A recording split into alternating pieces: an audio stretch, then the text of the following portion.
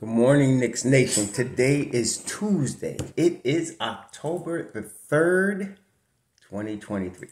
I hope you're all safe and healthy today. I hope your family is safe and healthy, and the needs of you and your family in terms of food, shelter, clothing, as well as health are being met today.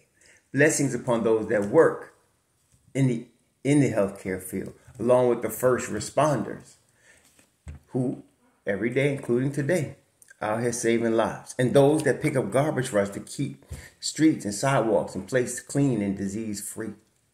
And those that make deliveries for our convenience. Double blessings on the men and women that are out here trying to help, rescue, deliver, and recover the teenagers and children that are the victims of child molestation and pedophilia. The kids that are also the victims and adults now, victims of prostitution and child prostitution, pornography and child pornography, victims of human trafficking and sex slavery. Double curses on the perpetrators of these things. Double curses on those who actually make money from these things. And double curses on all the perverts who exercise their perversion on these people. Finally, double blessings on the homeless. There are nearly 600,000 men, women, and children homeless in the United States of America, and millions around the world in similar or worse conditions. Blessings upon them, for theirs is the kingdom. So, yesterday was Media Day, and it was great. It's great to have season back, the NBA season back, and of course, the most important team in the NBA, the New York Knicks. It's great to have the Knicks back. Now, to me, the best part of yesterday was listening. And see, this is, I think I mentioned it before, listening to Coach Tibbs. Of course, there were many of you that were deluded into thinking that somehow Quentin Grimes wasn't going to be the starter at the 2. Somehow he was going to make some sort of trade or move Grimes. And I kept explaining to you knuckleheads, No.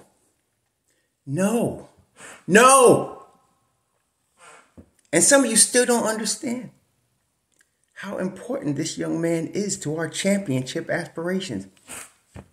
See, let's take RJ Barrett, for example. And I've been telling y'all, to the Knicks, Quentin Grimes is more valuable than RJ Barrett.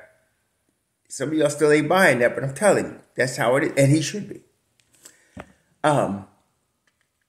First, I want to just talk about last year's Knicks for a second. First, Tibbs mentioned that the Knicks, when they took Fournier and put Grimes, they were 37-22,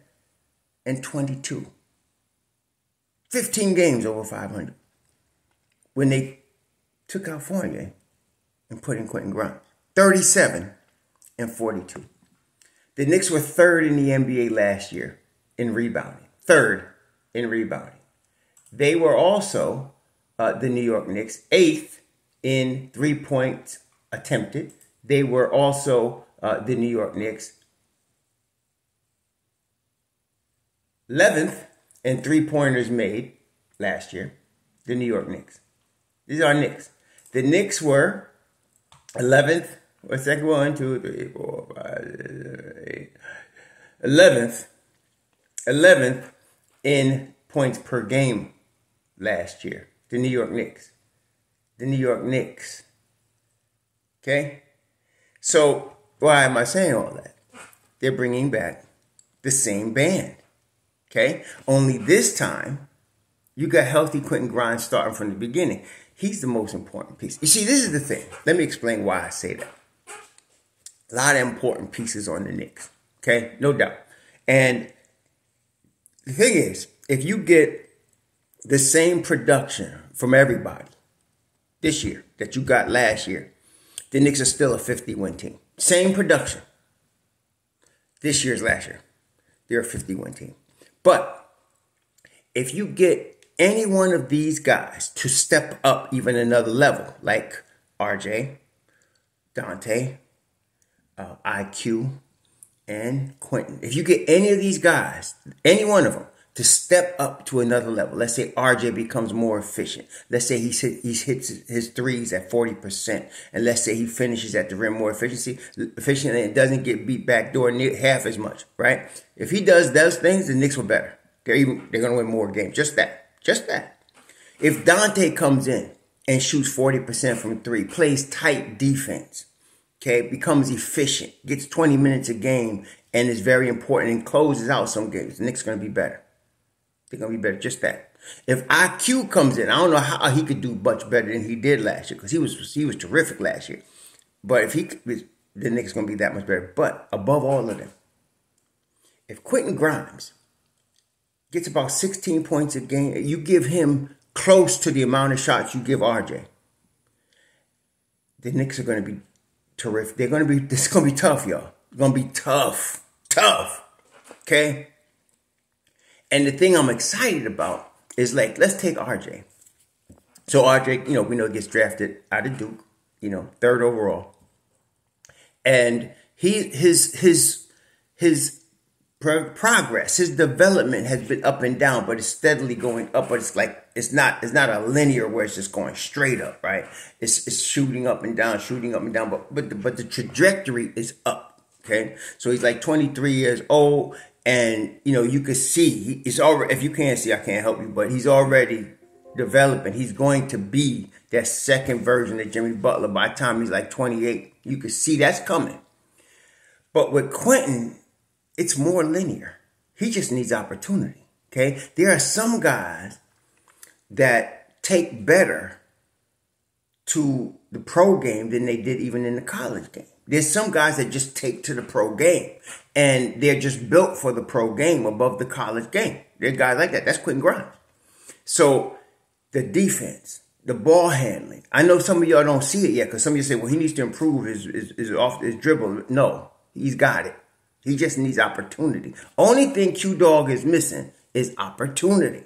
Okay, that's all. You give him the shots, you give him the responsibilities of scoring, you're going to be rewarded.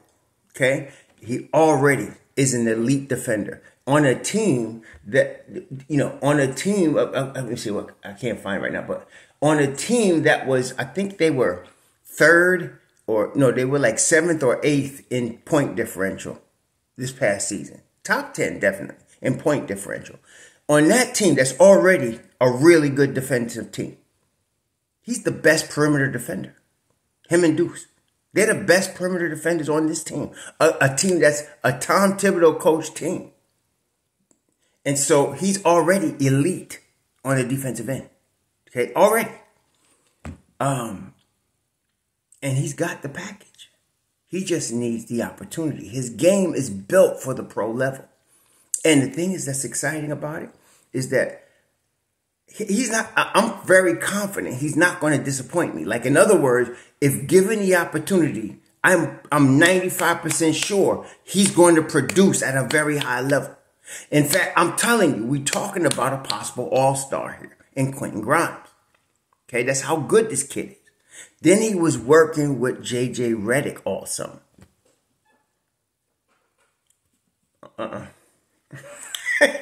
So when Tibbs said he was starting, and then Ian Begley followed up with interviews with a couple of the SNY people talking about, yes, if they're gonna give him more opportunities and they're expecting more from him, and yes, he's the starting 2 guard, as if that was a question. I guess that they needed some drama, but there was no question in my mind. But yeah, he's not gonna. It's like, I feel like him is like one of them dudes like, when the Knicks traded and got Latrell Sprewell.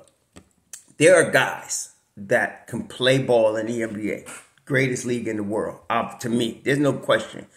This is the league, right? So there are dudes that could play, but if you put them at Madison Square Garden for 41 games and in front of us, they falter.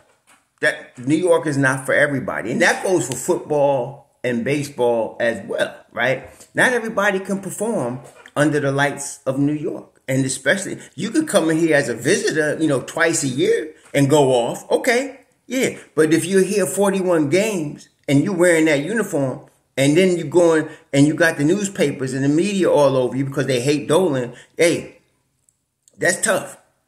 So when they got Latrell, I was excited because Latrell is one of those dudes that he don't care if it's Rucker League, he don't care if it's MSG, he don't care where it is, he gonna bust you in your behind, and that's how it is.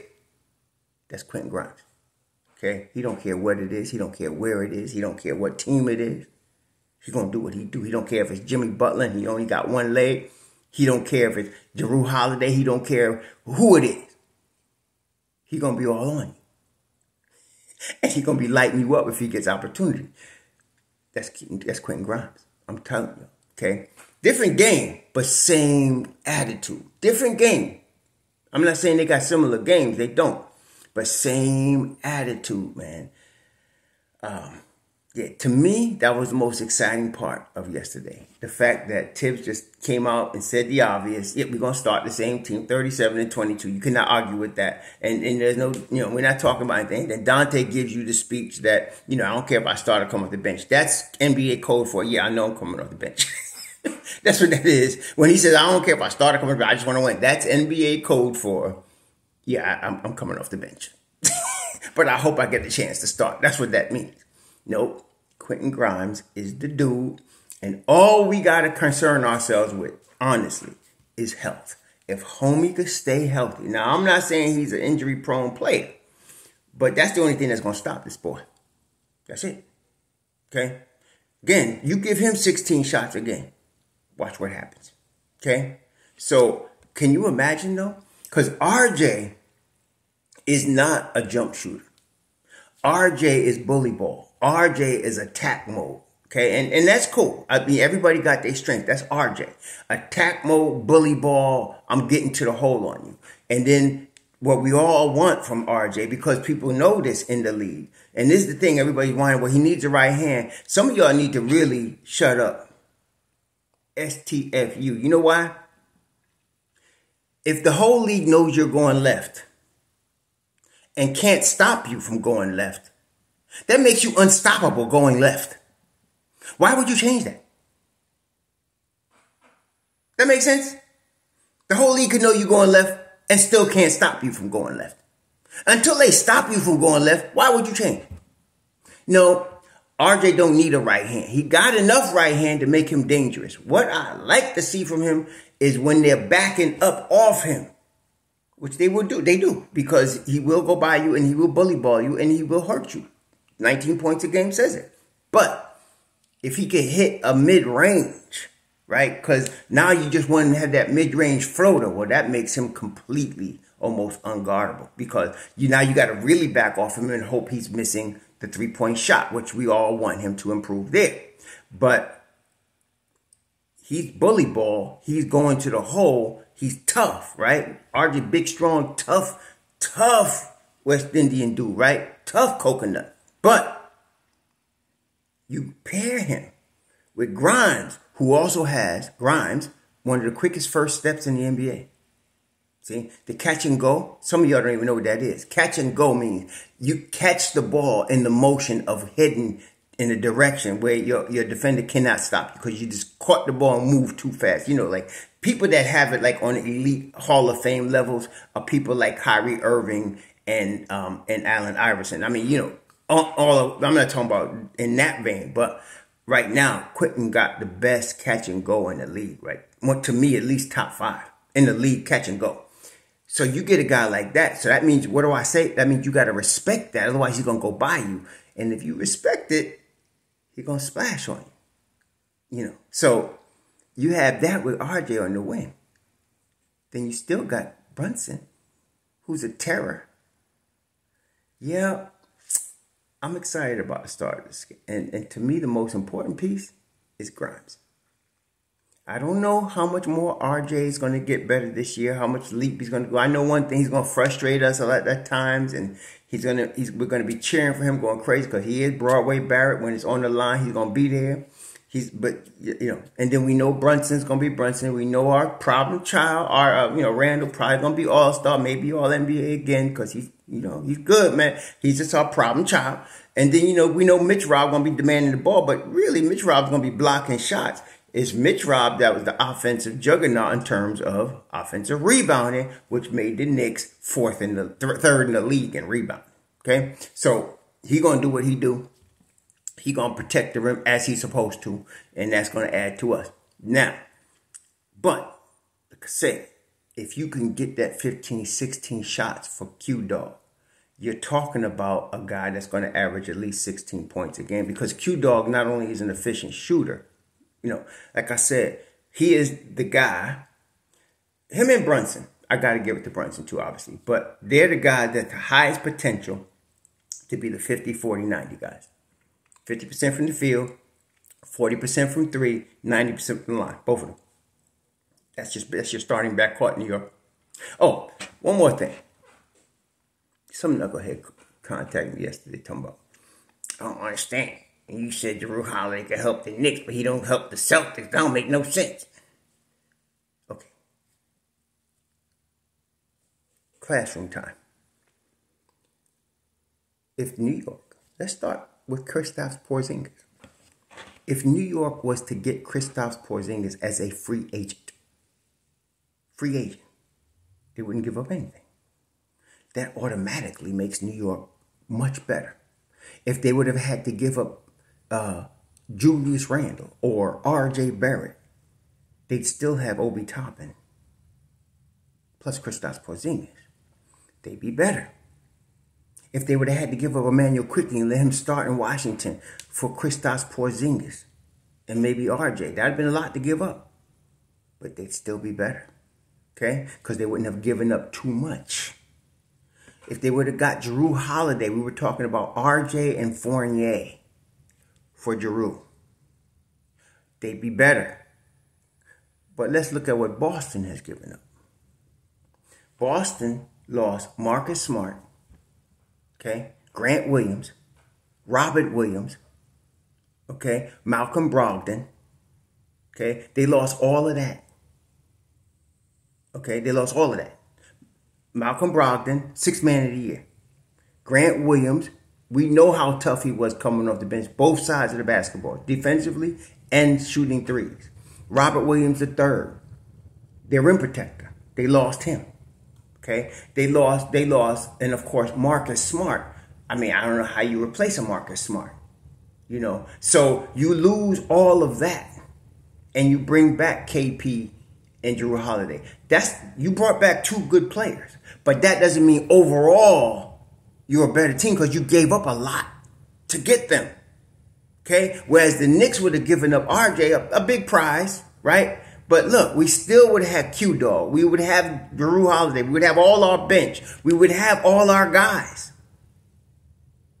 But they gave up, let's see, Grant Williams, rotation piece. Robert Williams, starter. Marcus Smart, starter. Okay? They gave up 3 starters.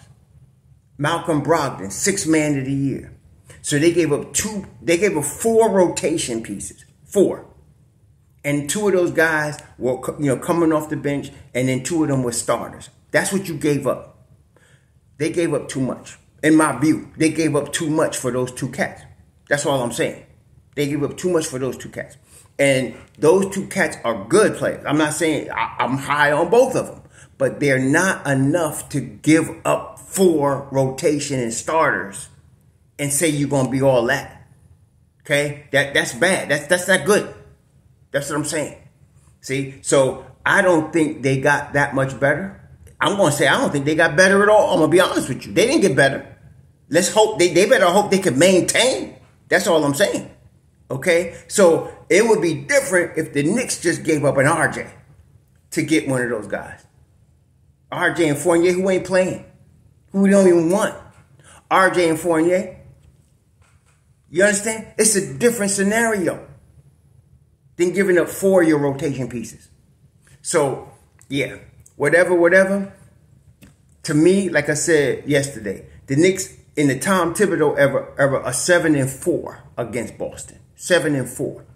Okay? 7-4. And that's including the worst, the season where we won 37 games. 7-4. In that season, we was 2-2 against them. That was our worst season against them. Other than that, we have 3-1 against them, 2-1 against them. Okay? So the Knicks could play with Boston. And they still could play with Boston. Okay? I'm not worried about Boston. Because Knicks are kryptonite. They better solve their Knick kryptonite problem. That's all I'm saying. And Marcus Smart was a key piece to help them beat us when they did beat us. And Grant Williams too. They don't have him no more. Matter of fact, they don't really have the same bench anymore.